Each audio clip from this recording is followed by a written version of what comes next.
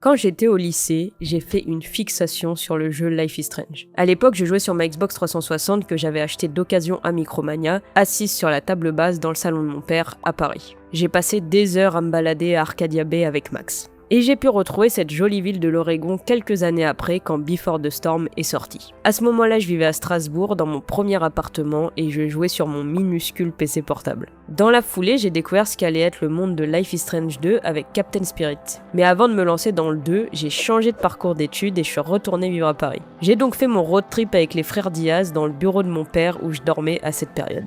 Et parce qu'un déménagement n'arrive jamais sans un nouveau jeu Life is Strange, c'est dans mon nouvel appartement à Rouen que j'ai découvert la petite bourgade de Haven Springs. Et cette fois-ci avec tout le confort d'un grand écran. Et enfin, j'ai retrouvé ma chère Max d'Arcadia Bay, mais dans le Vermont cette fois. Bon, moi j'étais toujours à Rouen à ce moment-là.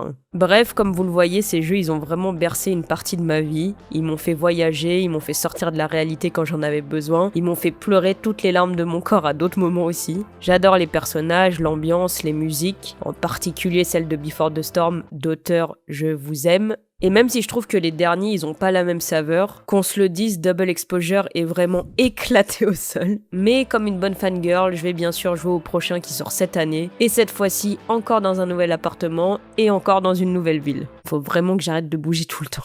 PS, Chloé, je t'aime.